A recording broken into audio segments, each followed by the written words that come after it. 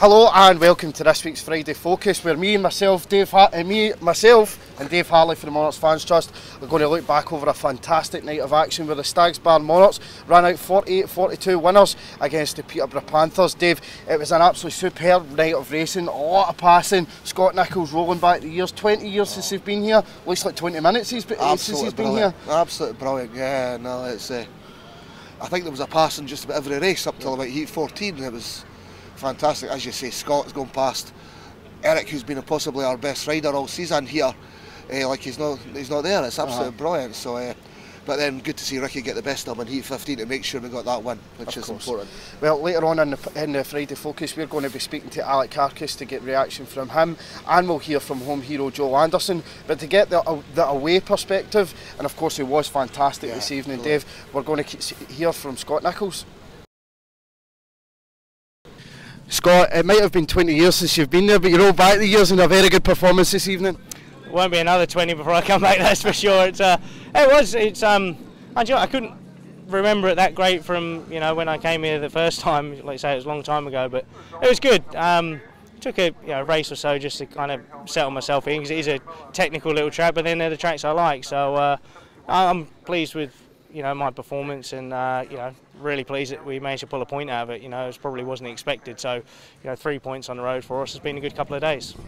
In the middle of the meeting, the Panthers seemed to just keep themselves in it, and it was just a matter of maybe getting a couple of heat advantages to get yourself into perhaps a position to get a point out the match. But as the meeting went on, were you more and more confident that that was going to happen? Yeah, I had a busy night, so I didn't really get to watch too much what's going on. But Jed and Carl are good at kind of keeping the boys in the game, and like you say, it was just a case of we all want to go for 5-1s, but it's kind of just being smart about where we were at, trying not to lose any more points, so we can pick up a 4-2 here and there.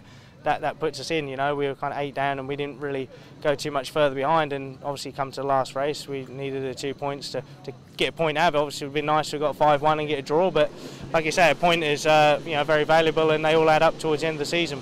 For your own point of view, obviously, whatever happened in the winter's happened now, and you're here and you're racing in the championship. Is this like a new start to your career, where you're maybe going to tracks that you haven't visited in perhaps 20 years? It is, it's I'd had enough of Poland, just being messed around with money too much, and I enjoyed it being there, but I didn't really like all the politics that went with it. So I love racing in the UK, and like you say, I don't know how many more years I'll be racing. It'd be nice to like you say, go around a few of the tracks I haven't been to for a while, and it's just nice to be busy, but be busy here, and see a few familiar old faces as well. So I'm enjoying it. Like I say, the winter was a pretty dull and crappy time, but that's been and gone, and I'm just focused on doing the best job I can for Peterborough and also Rye House. You're probably as famous now for your riding as what you are being a TV pundit. The Grand Prix next week, any tips for us? Who are you looking at to do well next week? Of course, Freddie Lindgren started the season on fire.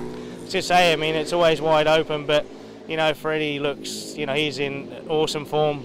Nicky as well. It's just a shame he had that injury. Don't know exactly how long he'll be out for, but no, the GPs are. It's kind of early doors. It's we see people pick up form later on, but nonetheless, it's brilliant. It's a great series. I kind of enjoy being part of it, and I know the fans kind of love watching it. So yeah, can't wait for it to kick off. Any sneaky things on what you're going to be wearing next week? A shirt. Good luck, well, mate. Thank you. Cheers. As I say, Dave, Scott was absolutely phenomenal tonight. I think it was like paid 18 he scored. 18 he scored on the night. Yeah. With the Ulrich Ostergaard missing, it was imperative he had a good night, and of course that the reserves chipped in as well, which is exactly what they've done. Yeah, Lambert's picked a few points up near the end, and for us, obviously Josh was brilliant as well with some amazing passes. But Scott Nichols is justifying bringing the tactical substitute, getting to see him 7 times.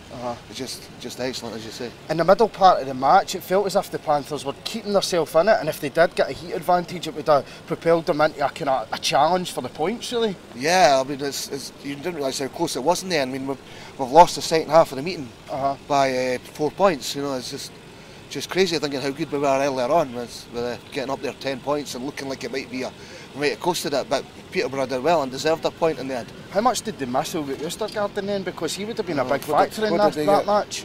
6 points for Ulrich.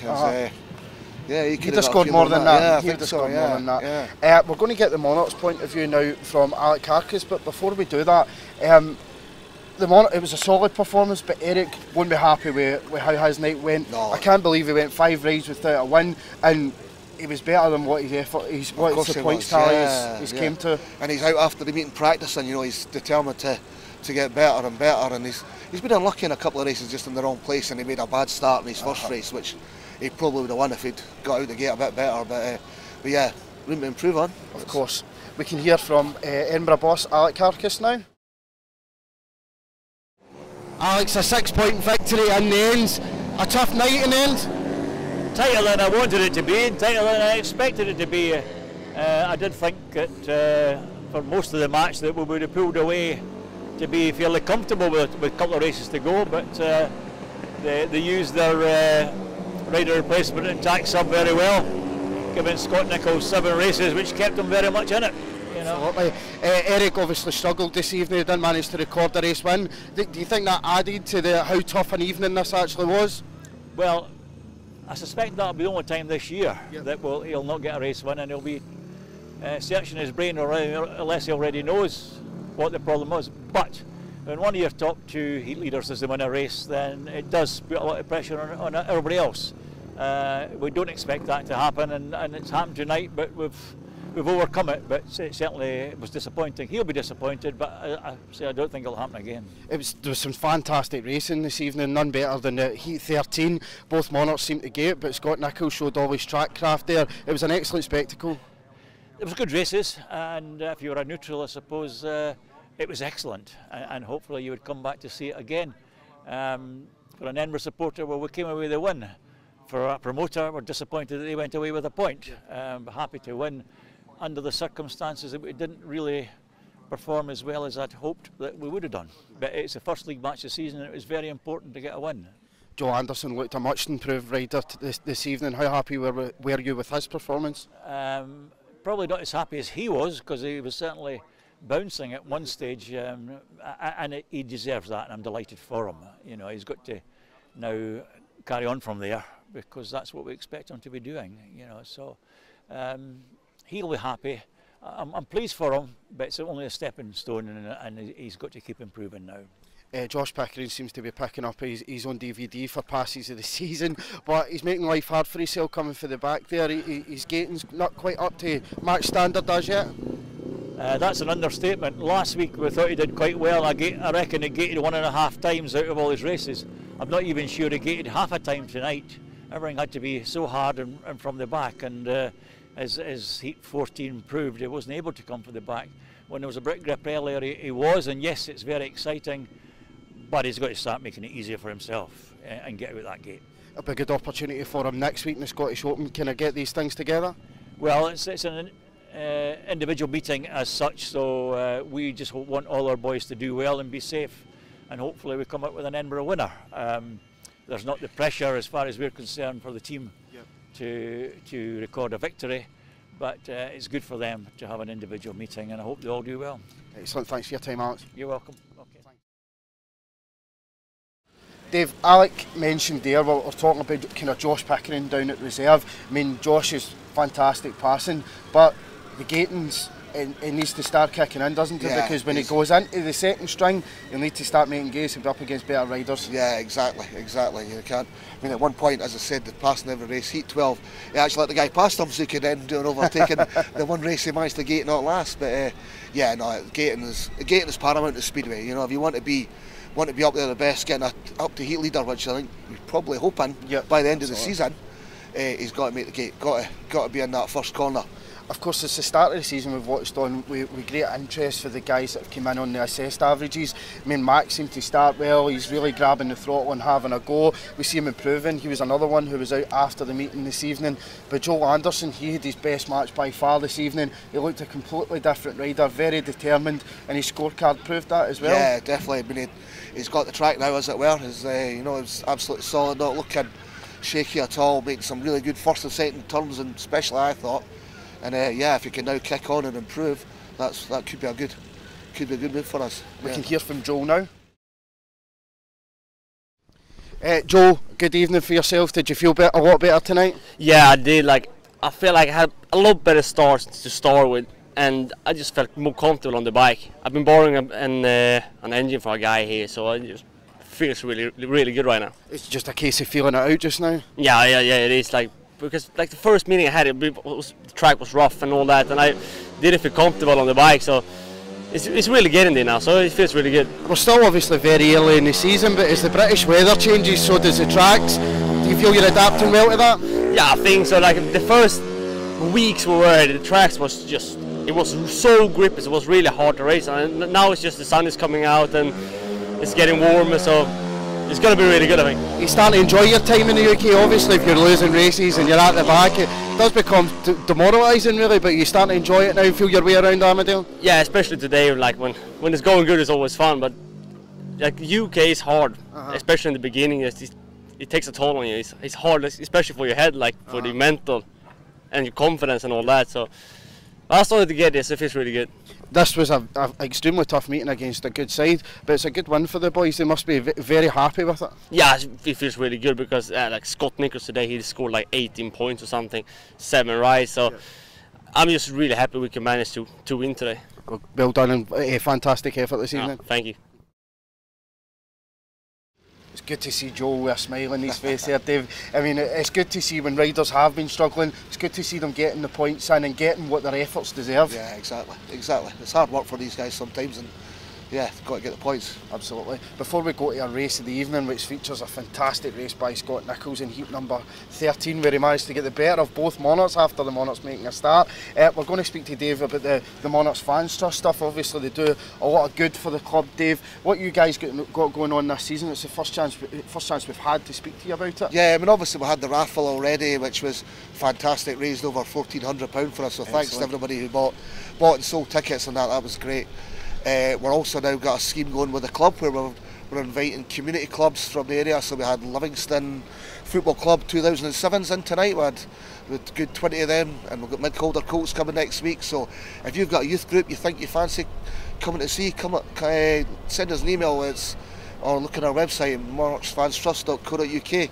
Get information there. We'll try to get the kids in, get them in for free, show them what Speedway is all about, show them nights like tonight, which is fantastic racing tonight, and hopefully they'll come back. Have you got any other events scheduled for this year?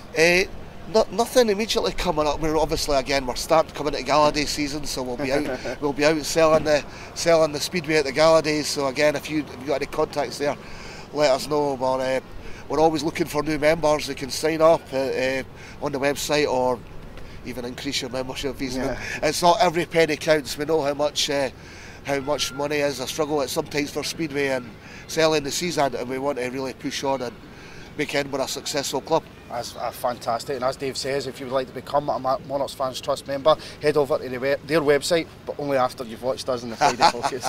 We're going to go to the race of the night now. Dave, as I said, heat number 13, it was billed as the big one. You had 3 big hitters in there, Ricky Wells, Eric Riss and Scott Nichols, and it definitely didn't disappoint. Oh, yeah, brilliant. You know, you thought we're away, and then Scott shows us the way it goes, and absolutely fantastic. You know, as you said before, rolling back the years. Absolutely. Cracking ride on that. Let's have a look now.